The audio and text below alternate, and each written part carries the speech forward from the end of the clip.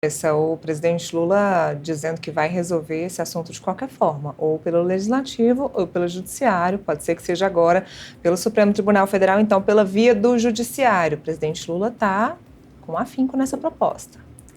Pois é, tem dois pontos aí do presidente Lula que eu gostaria de comentar. Primeiro, cadê o projeto do Ministério da Justiça e o projeto do Ministério da Fazenda, que se falou tanto, ocupou páginas e páginas dos jornais, e esses projetos desapareceram, a gente não vê o governo discutir isso. A única coisa que tem são essas declarações indignadas, né, da parte do presidente ou de algum dos seus auxiliares, mais da parte do presidente da República mesmo, como se ele não tivesse uma caneta e um poder de governo para resolver esse assunto. Ele jogou a bola lá para o Supremo Tribunal Federal. Então o Lula tem feito isso muito, né, nesse terceiro mandato, assim, fica falando como se ele não fosse o presidente da República. Então, esse é um ponto aí que a gente não viu mais se falar, né? Ninguém sabe direito o que tinha nesse projeto ali do Ministério da Justiça, por que é que o Ministério da Justiça não estava articulando isso com o Congresso, por que isso não foi colocado como uma prioridade do governo nas votações do Congresso, e onde é que está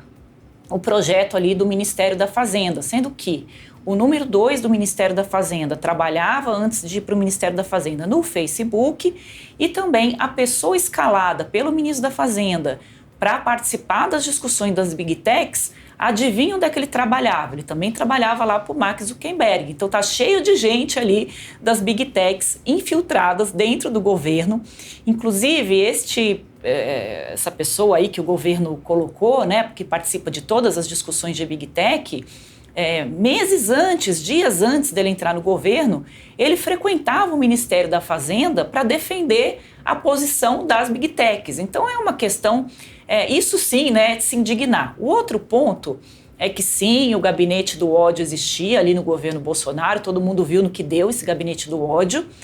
Inclusive foi revelado pela imprensa, né, a existência desse grupo que divulgava fake news, e isso ia para as redes sociais sem nenhum tipo, né, de filtro, de controle, e acabou muita gente sofrendo aí uma lavagem cerebral. Quem é que não teve parente que pensava de um jeito, depois pensava de outro?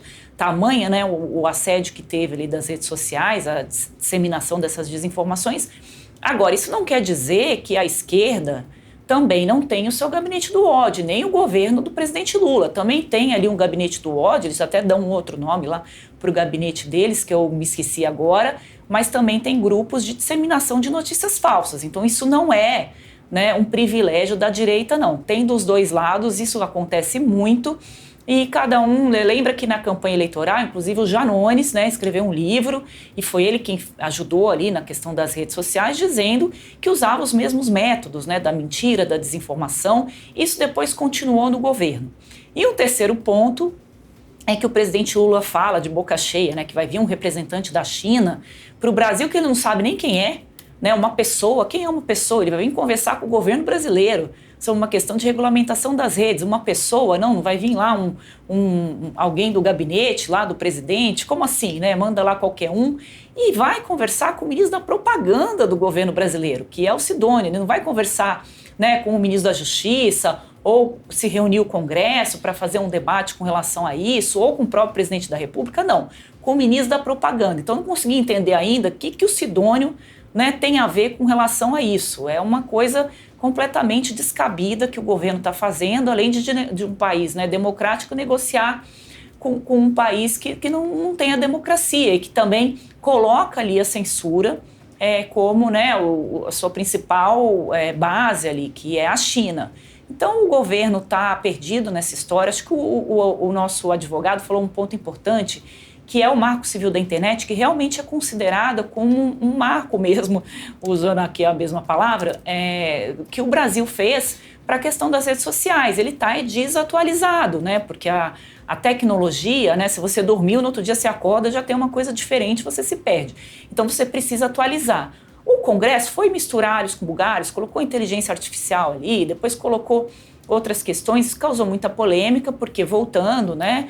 a gente já comentou aqui, o Congresso foi totalmente dominado ali pelas big techs e pelos advogados e os seus lobistas, que estão aos montes aqui em Brasília tentando convencer, sabe lá se Deus como, que esse assunto não ande, porque eles têm muita preocupação que se o Brasil fizer algum tipo de regulamentação, isso acabe sendo espelhado aí por outros países e as big techs não querem ser responsabilizadas pelos conteúdos que são publicados ali.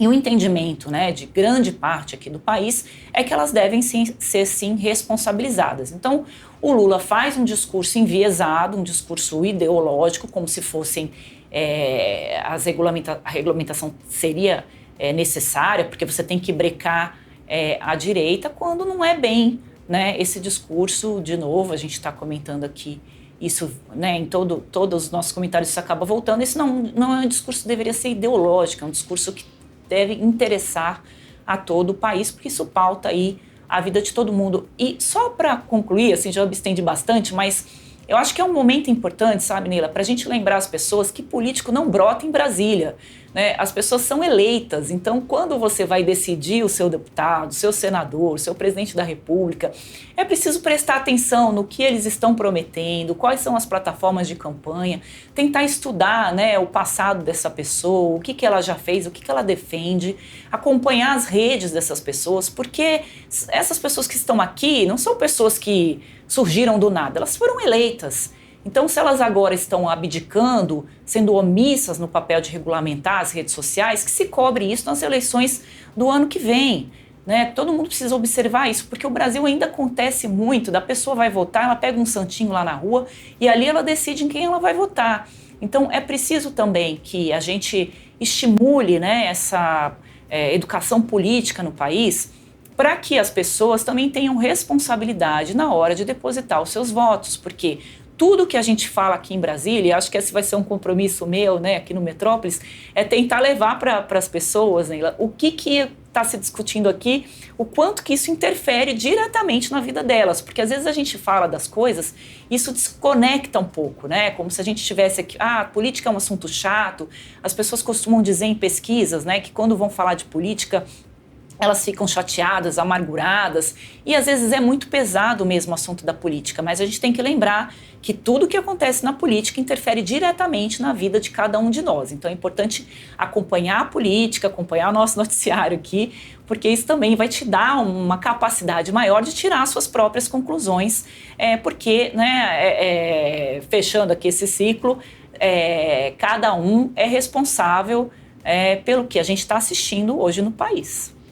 Andressa, você estava falando sobre as big techs especificamente, e a Manu, que é a nossa repórter que está lá dentro do plenário da Suprema Corte, já disse que os advogados das big techs já chegaram, claro, de interesse deles mesmos, e que agora o responsável jurídico, diretor jurídico da Meta, também acabou de chegar. Nada dos ministros ainda chegarem, mas plenário cheio, casa cheia, esperando os ministros chegarem para esse julgamento. Ainda falando sobre as big techs, eu vou soltar um videozinho aqui do Metrópolis para vocês entenderem o posicionamento das big techs. Roda aí pra gente, produção. O STF retoma nesta quarta-feira um julgamento que pode mudar radicalmente as regras da internet no Brasil. Em debate, a constitucionalidade do artigo 19 do Marco Civil, que define se as plataformas devem remover conteúdos só após ordem judicial ou se podem ser responsabilizadas por tudo que os usuários publicam. E as big techs, elas estão reagindo. Em nota, a Meta, que é dona do Facebook e do Instagram, alertou para os riscos de mudanças sem diretrizes claras. A empresa disse que se o artigo for derrubado, as plataformas podem acabar removendo até conteúdos legais, só por medo de serem punidas. Segundo a Meta, o cenário proposto no julgamento é mais rigoroso que o de democracias como os Estados Unidos, a Alemanha e a União Europeia. A empresa também alertou para o risco de aumento de censura, judicialização em massa e insegurança jurídica para quem publica e consome conteúdo online. O Google também se manifestou. A empresa afirma que já remove milhões de conteúdos por ano com base nas suas próprias políticas, mas diz que as plataformas não têm como lidar sozinhas com todos os casos complexos e que a justiça deve continuar decidindo onde termina uma crítica e começa um discurso ilegal. Até agora, 3 ministros do STF já votaram. O placar segue dividido e o voto do ministro André Mendonça nesta quarta-feira pode trazer um novo rumo à discussão. Para entender melhor o que está em jogo, é só acessar metrópolis.com e acompanhar a cobertura completa. Bom, estou aqui conversando